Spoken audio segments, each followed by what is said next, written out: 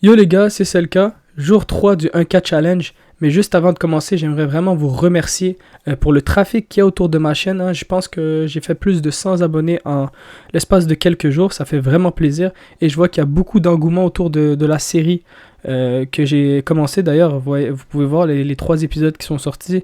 On a peut-être une moyenne de 400-500 vues. C'est pas mal plus que ce que je fais à l'habitude dans mes petits vidéos classiques, disons, DeFi. Donc je vois qu'il y a beaucoup de gens qui sont intéressés par que ce soit l'analyse technique ou me voir faire des trades en live. Et ça fait super plaisir. D'ailleurs, juste vous montrer vite fait mon Discord ici qui est ouvert à tous. Ok. On voit que les gens, ça parle de tout et de rien. Ça envoie des analyses techniques. Vraiment, on se partage des connaissances et c'est tout l'objectif de ma chaîne, les gars. Je vous ai dit, ma chaîne est un peu pour moi. C'est moi qui review un peu mes vidéos. J'aime bien les revoir. J'aime bien regarder qu'est-ce qui s'est passé au fil du temps, en apprendre davantage sur moi-même. Mais aussi, j'adore en apprendre davantage sur vous et les opportunités que vous partagez aussi.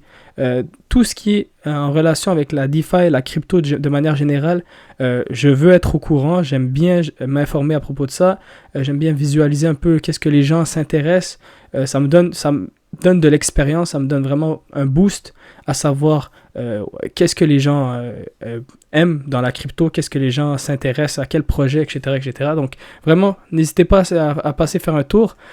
Franchement, on se fait plaisir, ok?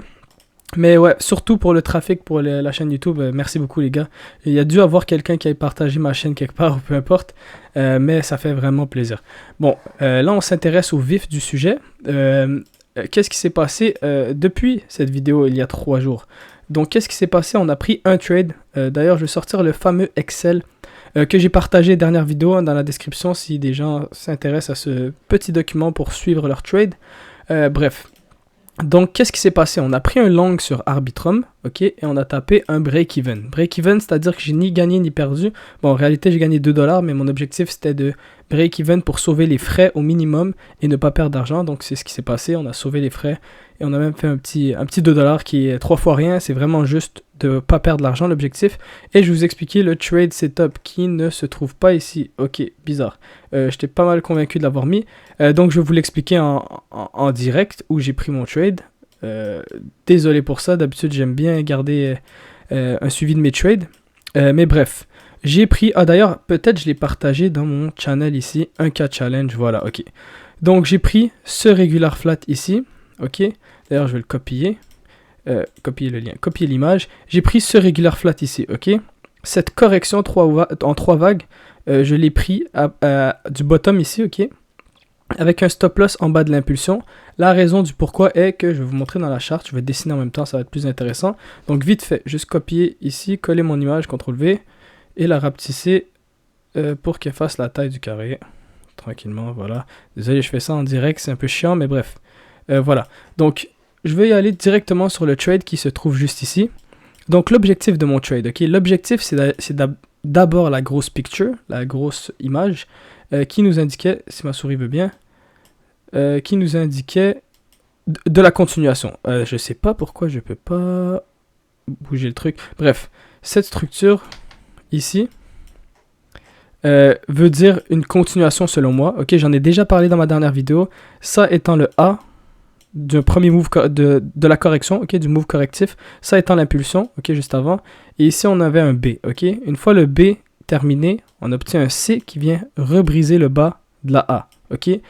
Étant donné que ce B n'a pas brisé le top de l'impulsion, très important, on vient redescendre à nouveau ici pour donner une vague C. Cette vague C nous confirme ou bien nous donne beaucoup de probabilités pour obtenir une autre impulsion par la suite, car ça c'est une correction qu'on connaît, ok, c'est la seule raison, c'est que c'est une correction qu'on connaît, 3 vagues qui s'appelle le regular flat, et suite à cette correction, souvent on a une impulsion, flag, pas souvent le flag, pas tout le temps le flag, mais on a souvent une impulsion, et on revient par-dessus ce lot-là, ok, donner un petit flag, et souvent c'est une continuation haussière de la même direction que l'impulsion qui la précède, ok. Ça c'était l'objectif, donc l'objectif c'était de revenir retester le top. Maintenant, j'ai attendu un setup, cette fois-ci je suis pas allé dans un setup en petit time frame, il y en avait un, ok, que j'ai hésité à prendre la vérité, mais je me suis dit non, ok. Genre, le premier coup ça n'a pas passé, peut-être par pression un peu de la caméra, je veux dire de la vidéo, parce que habituellement ça vaut des fois la peine de tenter les petits setups comme celui-là. Vous voyez celui-là ici, j'aurais mis une entrée ici, un stop loss là, et je l'aurais tenté à la cassure, voilà. Mais c'est vraiment un mini setup. Puis comme je l'ai dit dans mon précédent épisode, des fois ces setups là viennent à nouveau recasser le bas et vous sortir avant de repump. Et ça, souvent, ça fait rager les gens. Okay? Ça, même moi, je ne veux pas vous cacher, je suis un être humain. Dès que je me fais sortir comme ça, et que ça repart ensuite dans la bonne direction, car on sait la bonne direction dans la plus grosse time frame, mais on essaye de prendre le setup le plus bas possible. Donc, on essaye d'avoir le meilleur RR sur le trade. Souvent, on se fait sortir, on se fait piéger. Donc, des fois, ça passe, des fois, ça passe pas. Après, si on garde en tête que, en termes de probabilité juste ici, si on garde en tête que si le RR est plus gros, on peut se permettre d'avoir un moins gros win rate et ça, on va rester profitable au long terme. Mais je me suis dit pour le bien de la série, surtout pour la série, hein, les gars, parce que moi, de manière générale, j'aime les tenter, hein, même si je me fais sortir ici pour 20-30$. Le RR est tellement immense. Là, regardez, à l'heure actuelle, je serais encore en positif et il serait loin d'avoir touché mon stop loss à l'heure actuelle. Donc, pour dire, ça peut valoir le coup des fois. Mais pour le bien de la vidéo, je veux pas tous les tenter, les mini setups comme ça. Je trouve ça un peu con. Hein. Je veux pas vous donner ce mauvais exemple-là. Je veux dire, parfois, ça va valoir la peine d'être tenté, mais parfois, ça va valoir la peine d'attendre un plus gros setup. Okay? Un plus gros setup étant celui-là, juste ici. Voyez-vous la différence entre ce move-là et ce move-là? Ça, c'est un setup peut-être 1 minute, ok, avec le même principe. Impulsion, flag, correction pour une autre impulsion. Mais une fois tout ce move terminé, on retrouve une impulsion à nouveau, ok, puisque c'était une petite time frame. Lorsqu'on monte en time frame, ce move-là au complet nous paraît comme une impulsion. Donc à partir du moment où on voit un retracement, on peut se dire, ok, une autre correction, ABC, regular flat, pour une autre impulsion à nouveau. C'est exactement ce que je visais. Cette fois-ci, le ABC est plus grand, donc je m'attendais à une impulsion plus grande, donc ça me laisse plus de marge pour mettre le BE, etc. Donc le move était bon, le setup était bon, à mon avis le setup était bon. Maintenant, vous avez sûrement constaté que je l'ai pris d'une manière différente. Ma souris qui bug. Je l'ai pris d'une manière différente que la dernière fois. La dernière fois, j'expliquais. D'ailleurs, on peut le retrouver ici. La dernière fois, vous voyez que j'ai pris le setup, un entrée par-dessus le regular flat, par-dessus la correction, pour éviter que celui-ci coule, que je rentre au bas et qu'il coule directement, ce qui peut arriver. Là, pour le coup, je l'ai pris tout en bas. Donc, deux manières de voir les choses à ce niveau-là. D'ailleurs, je dois juste vous préciser, vous avertir maintenant que cette manière de prendre le setup est plus risquée que celle-ci. Okay? Celle-ci, c'est la manière la plus safe, mais ça peut être avantageux de prendre le setup comme ça des fois, dépendamment. Hein. Plus on augmente la time frame, plus prendre un setup de cette manière est moins dangereux. Et ça reste plus risqué que celui-là, mais plus ça devient intéressant, ce que je veux dire par là, parce que voilà, le pire scénario qui aurait pu arriver à ce moment-là, ok, c'est qu'ils viennent me sortir directement. Le deuxième pire scénario, et c'est un scénario qu'on peut gager, donc on peut jouer autour pour essayer de sortir en break-even, c'est que ce move, ça aurait été une correction plus grande, qui vienne tranquillement proche du lot, et qui vienne remonter pour nous donner une ABC, regular flat, cette fois-ci en tendance baissière. Donc impulsion baissière, ABC régular, pour une autre impulsion. À ce moment-là, on serait encore dans le trade avec un stop loss là, mais au moment qu'il aurait repump, ici on aurait posé un BE, ok, on aurait eu une entrée quelque part ici, mais on aurait posé un BE ici, où on aurait pris des profits, et ça aurait été un trade profitable, voire correct, ok. Mais voilà, on aurait sorti sur cette impulsion-là, là où la plupart auraient quitté le trade ici, ou seraient fait coincer à ce niveau-là, auraient quitté le trade tout simplement, ils auraient vu qu'ils étaient en négatif, ils auraient quitté, mais nous avec un stop loss bien placé ici, on aurait sorti à cette impulsion-là. Là, ce qui s'est passé, c'est différent. C'est vraiment un des scénarios que je n'avais pas prévu du tout. En fait, ce scénario-là, c'est qu'à la suite de ce régular, pardon, j'essaie de vraiment pas bien, à la suite de ce régular-là, à la suite de cette correction 3 vagues, on obtient une autre impulsion, mais celle-ci, elle est retracée comme ça, ok? Là, je dois vous dire que ce move d'abord, sans donner d'excuses, hein, ça peut arriver des moves comme ça, c'est difficilement prévisible, mais ça peut arriver. Mais ce move-là est dû au FOMC. Lorsque Powell a parlé à propos des marchés, on a eu un genre de mini-FOD suivi d'un pump, ok? Et c'est ce mini-FOD qui est venu me sortir personnellement en break-even, parce que je savais qu'il y avait le scénario où ça, c'est un ABC et qui vient dropper. Exactement comme je vous ai parlé à l'instant. Donc voilà, j'ai pu J'ai pas pris des profits à la cassure, qui aurait été un truc, ma foi, intelligent, ok? J'ai juste simplement posé mon BE et je me suis fait break-even. Donc c'est correct, j'ai rien perdu, mais il y a tellement de trucs à apprendre sur ce trade, donc c'est pour ça que je vous le partage. Le truc, c'est que ce genre de mouvements sont parfois imprévisibles. Ok, la plupart du temps, s'attendre à avoir un retracement et remonter sans valider de correction. C'est vraiment, on dirait, juste un move impulsif, pump and dump. Ça arrive. Maintenant, qu'est-ce que je peux retenir du trade? Comment j'aurais pu gérer mieux les trucs? Je pense que pardon, je pense que prendre des profits ici aurait été intéressant, car on vient de casser le top de cette structure corrective. Et lorsqu'on casse le top d'une structure corrective, n'importe quoi peut arriver. Ok, on peut avoir une nouvelle structure corrective, on peut avoir une impulsion carrément qui démarre, on peut avoir un retournement pour terminer ce move correctif. Donc, vu qu'on est dans une zone un peu point d'interrogation, prendre des profits, placer le BE aurait été le meilleur move. Là, j'ai pas pris de profit, j'ai placé le BE, ce qui est correct, c'est le minimum requis, je dirais, pour éviter de prendre une perte. Mais ça reste que ce n'était pas un trade profitable. Mais c'était une bonne tentative, donc j'en suis fier. Je trouve que le setup était intéressant et je trouve que la grosse time frame reste intéressante. Donc je veux vraiment surveiller Arbitrum encore. Je trouve que c'est une bonne paire à surveiller. Pour moi, ce setup est formidable. J'attends juste vraiment qu'il me donne un bon move pour rentrer à nouveau. Donc maintenant, à quoi je m'attends? Les gens, c'est simple. C'est possible ici que ce soit un running flat. Ok, donc... ouais. Là, il y a des gens qui vont me perdre pour ceux qui connaissent pas bien le wave. Mais on a une impulsion, correction, 3 vagues, impulsion. Et on peut considérer tout ce move-là maintenant comme une impulsion terminée. Avec un premier retracement A, une vague B qui est venue briser le top, et une vague C qui, tant qu'elle ne brise pas ce bottom-là, peut remonter. Ok, peut remonter, peut même mettre le départ du move en plus grosse time frame. Maintenant, est-ce que ça va arriver, vu le setup comme ça, vu le running flat potentiel que c'est? Je me dis que c'est pas très probable. Ok, pas très probable, ben c'est pas très cute en fait. C'est pas très beau comme setup. Ce que j'aimerais, c'est avoir une correction comme ça, un drop, et là avoir un genre de flag, un genre de pump flag pour me dire que ça c'est une correction plutôt. Et ça va me donner en plus grosse time frame un truc plus intéressant aussi à tenter. Donc voyez-vous, un setup comme ça. C'est exactement ce qu'on a eu, si je peux me permettre de zoomer, c'est exactement ce qu'on a eu ici. Mais cette fois-ci, ça sera encore en plus grosse time frame. Donc je pourrais rentrer avec un setup comme ça, par-dessus ce mini flag ici, avec un stop loss ici, et un peu de TP, voire break-even à la cassure de ce top, et tenter le gros move. Ok, ça reste le gros move l'objectif. Là, on essaie juste de le choper en trading. Ok, si vous êtes intéressé par le spot, c'est simple. Moi, j'ai rechargé un peu en spot ici. J'en ai acheté un peu. Tout simplement parce qu'on est dans une zone en dessous. Et qu'en spot, le stop loss n'a pas trop d'importance. Parce qu'on veut... Ben, ça a une importance. Prenez-les pas du mauvais point de vue, mais bref, ça a une importance. Mais en spot, on peut mieux gérer le truc, on se fera pas liquider si le prix descend, tu vois. On peut DCA, on peut voilà, on peut s'arranger autrement, mais en trading, il faut vraiment faire attention. Donc voilà, c'est ce que j'attends pour Arbitrum, même truc.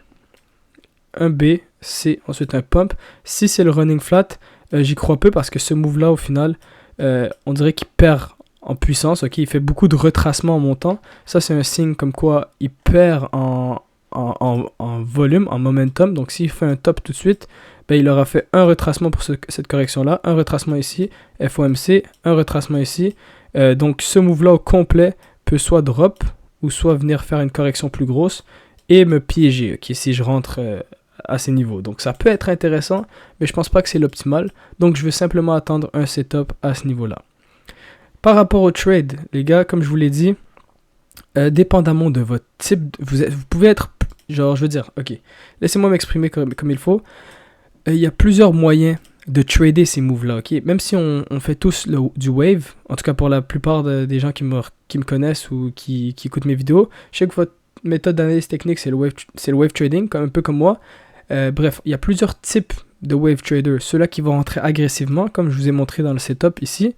Vous aurez pu rentrer là, avec un stop loss là, exactement de la même manière que je l'ai fait pour mon trade ici sur BTC. Voyez-vous, il peut arriver que on prenne un drop. Hein. Même affaire ici, il avait fait un retracement, ensuite il avait monté. à peu près ce qu'il a fait ici, mais en plus grosse time frame. Mais bref, vous pouvez être un trader agressif, prendre ces setups-là, savoir que le risque est plus grand, mais que les récompenses seront éventuellement plus grands aussi, et bien gérer. Ce qu'il faut, c'est surtout bien gérer le trade, bien poser le BE, bien surveiller les moves, bien analyser les potentiels moves, savoir si ça, ok, c'est une correction. S'il avait corrigé ici, est-ce que je serais sorti de mon trade? Est-ce que j'aurais posé le BE? Etc. Parce qu'on serait attendu un autre drop. Bref, bien surveiller, bien gérer. Et vu qu'on est en petite time frame, il faut fixer un peu l'écran. Je ne vais pas vous cacher que, bon, petite time frame, il faut vraiment faire gaffe aux moves. Mais maintenant, c'est pas quelque chose que je veux influencer, moi, le speed trading, scalper, etc. Je veux vraiment trader de manière normale, cool, vous montrer un peu quel trade je peux prendre, etc. Surtout que dernièrement, j'aimerais faire d'autres vidéos sur ma chaîne, autres que cette série, même si, bon, ça serait dommage de faire un épisode où je prends pas de trade, ou que j'ai rien à couvrir comme trade de la journée. Mais bref, pour le coup, je vais prendre un setup plus grand, donc j'ai attendu un setup plus grand. Comme j'en ai parlé dans mon dernier épisode, vous pouvez aller le regarder. Et pour le coup, voilà, j'ai pris un BE sur ce retracement. Si ce retracement avait pas eu lieu, j'aurais été encore dans le trade et j'aurais BE par-dessus ici. Donc j'aurais pris mon BE peut-être à ce niveau-là à nouveau. Ok, ça c'est si cette impulsion n'avait pas eu lieu, ce retracement. Et j'aurais quand même pris quelques profits, je pense à peu près $20, peut-être un peu plus. Ce qui aurait été mieux qu'un break-even. Mais quand même, ça vaut le coup de tenter car je vous le dis, lorsque le move va partir en plus grosse time frame, on va être content de s'être positionné à un endroit comme ça. C'est ça qui est intéressant. Donc là, je parle d'Arbitrum, je parle beaucoup d'Arbitrum, mais voyons voir le Dodge, hein, un move que je surveillais aussi, que j'ai pas pris le trade. Il n'y avait pas de setup intéressant. Pourtant, je vous l'ai dit, les gars, quand ce move va briser le bottom, il va y avoir un retournement car la structure est clean. Regular flat, pareil, 3 vagues. J'en ai parlé dans ma vidéo Dodge, la dernière vidéo, j'en ai parlé dans ma vidéo de l'épisode 2. C'était clean, ok, on a eu une impulsion, mais pareil, ici en trading, zéro setup. J'ai rechargé en spot, ok, le low c'était ce que j'attendais en spot, j'ai rechargé, pardon, mais ici, pas de setup. Ça c'est pas un setup, ça c'est potentiellement un setup, ok, ça c'est un running qu'on aurait pu prendre, ok, une entrée ici, il y a un mini flag ici, c'est pas fou, mais ça aurait pu se tenter, entrée, stop loss en dessous du bas de la A, car un running ne brise pas le bas de la A. Ça aurait pu se tenter, on aurait été en positif encore en ce moment. Mais voilà, c'est pas grave parce qu'en ce moment, on dirait qu'il nous refait un autre move correctif ici, un régulier, avant de repartir potentiellement. Donc, voilà, ce qu'il nous fait ici est pas ultra clean, mais si ce move-là, qui a l'air d'être tranquillement haussier, si ce move-là termine un peu plus correctif de ce sens-là, ça peut être une opportunité en or. C'est pour ça que je garde un œil sur Dodge, parce que l'objectif, ça reste la cassure du top éventuellement. Okay? Donc encore une fois, maintenant, je garde toujours en tête Dodge, Arbitrum, les meilleures structures vraiment en plus grosse time frame. Donc si on a des entrées, on va en profiter. Mais pour le coup, ici, je ne l'aurais pas trade. Ok, je l'aurais pris en spot, mais en trading, impossible de trader ça, les gars. En tout cas, avec le wave, je ne sais pas si des gens sont rentrés. Si vous êtes rentrés, je veux bien savoir comment. Je suis curieux. Comment vous avez interprété ces moves-là, comment vous avez songé rentrer. Peut-être il y avait une opportunité ici de long par-dessus ce flag-là, ce régular, qui est petit time frame, avec un stop loss ici en bas de l'impulsion. Mais après ce move-là, vous aurez pu vous faire sortir comme je me suis fait sortir dans le premier trade, à peu près comme ça. Ça aurait pu, ok. Mais bref. C'est difficile de prendre ces trades-là, les gars, sans setup, c'est vraiment dur. Bon, il y en a, je sais qu'il y a des gens qui vont me dire, bon, il y avait un épaule, tête-épaule, etc., etc. Moi, je suis ouvert aux autres types d'analyses. Vraiment, je ne vais pas être le gars qui va vous dire, ah non, c'est pas du wave. Non. Si vous avez des analyses, n'hésitez pas à les partager. Ça me fait plaisir de les écouter. Et pour le coup, épaule, tête-épaule, moi, ça me dit rien. Je trade pas vraiment ce genre de setup-là. C'est pas quelque chose qui m'intéresse de manière générale. Ça m'intéresse je suis curieux en fait de savoir comment vous rentrez dans ce genre de setup si vous vous fiez seulement sur des patterns du type épaule, tête, épaule.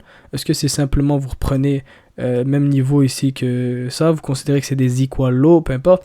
Est-ce que c'est quelque chose du genre? Je suis curieux, ok, mais personnellement, c'est pas un truc que je rentre de manière générale. Un épaule, tête, épaule, c'est pas quelque chose que j'ai eu du succès avec dans le passé. C'est pas quelque chose que je trouve fiable, mais après, je m'y connais pas assez pour vous dire que c'est pas bon.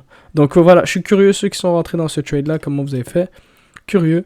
Mais sinon, ouais, j'attends un setup plus propre.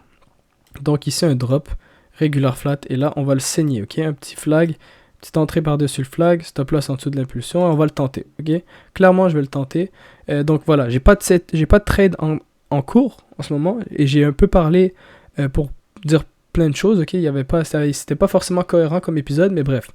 Revenir sur mon trade qui était assez intéressant en termes d'apprentissage, et surveiller Dodge ainsi que Arbitrum. Vite fait, je vais aller chercher BTC vite fait pour vous dire un peu qu'est-ce que je m'attends de BTC. Certains sont curieux par rapport à ça. Donc, ici, il y a la possibilité que ce soit un ABC, regular flat, mais vu le move, comment il est correctif ici, comment il paraît correctif, il faut qu'il pump là. Faut qu'il pump là, et s'il pump pas là, ben je m'attends à un autre drop. Ça veut pas dire que ce move n'est plus correctif s'il y a un drop. Hein. Ça veut pas dire que ça va couler. Au contraire, je trouve que ça ressemble encore à une B. Ça veut simplement dire que voilà, il va s'étendre un peu avant de redonner un haut. Et ce move-là reste d'être une continuation baissière. Ça, c'est ce que je pense. Mais voilà, s'il pump tout de suite, ben on a encore des chances pour le running. Ok, la plus grosse time frame, ce qu'on cherche, c'est un running. Donc ici, ce qu'on cherche, c'est casser le top. Mais si vous le voyez descendre, plus il descend, plus on perd les probabilités qu'il casse le top parce qu'il va nous donner une impulsion et plusieurs vendeurs vont pousser les prix à nouveau vers le bas parce que ce move-là va terminer comme une correction ABC pour cette impulsion baissière pour donner une autre impulsion baissière. Ok? C'est ce que je pense, mais plus ça reste à flaguer dans ce niveau-là, plus on va considérer cette correction comme une correction pour cette impulsion-là. Et quand la prochaine impulsion aura de probabilité de revenir toucher le haut. Donc, c'est assez technique ce que je viens d'expliquer à l'instant là. Mais bref, plus on garde un niveau aussi haut par rapport à cette impulsion-là, plus on reste dans cette zone-là, on va dire, plus cette correction va venir chercher le top plutôt que venir rechercher le bottom. La raison est que voilà, dès que ça retrace et que ça remonte à nouveau, les gens savent que le prix, les gens sont au courant plutôt que le prix à retracer jusqu'à ces niveaux-là. Ils vont profiter du pump pour vendre à nouveau. Okay? Souvent, c'est comme ça que ça fonctionne, les gars. De manière générale, personnellement, avec mon expérience, plus ça descend proche du low, plus ça sera une correction baissière plutôt que une correction pour venir briser le top. C'est rare qu'on voit un move comme ça. Là. C'est vraiment rare. Le deuxième que je viens de tracer, c'est rare qu'on le voit comme ça. Donc bref, c'était ça pour Bitcoin. Donc encore une fois, petit BE, je vais me placer... comment ça s'est terminé un peu plus tard, mais bref, petit BE cette fois-ci, et on continue, je traque les setups, et je suis assez confiant qu'on va remonter ça, là, tranquillement mais sûrement. Comme vous voyez, les trades que j'ai pris pour l'instant étaient des bonnes tentatives, hein, c'est pas quelque chose de débile, on va rester robotique dans la manière de faire, garder une tête sur les épaules, et continuer dans cette voie. Puis voilà, forcément vous allez voir, au fil du temps, les setups se réalisent, les analyses qu'on fait se valident et on finit par être profitable techniquement, mais ça reste à voir. Donc dans cette série, on va voir ça ensemble. Et n'hésitez pas à mettre des likes, des commentaires si vous avez kiffé la vidéo. Laissez-moi savoir quel trade vous avez pris. Est-ce que je vous ai aidé à prendre des trades? Est-ce que vous êtes sûr de certains de mes trades que j'ai proposés dans ma série? N'hésitez pas à me dire tout ça et on se retrouve pour la prochaine épisode dans 2 jours. Dans une journée, 2 à peu près. Et j'ai beaucoup de vidéos qui s'en viennent, les gars. Beaucoup de vidéos qui s'en viennent. Donc restez à l'affût. Mettez la petite cloche. C'est la première fois que je le demande, mais n'hésitez pas à mettre la petite cloche. Et on se retrouve pour la prochaine vidéo. A plus.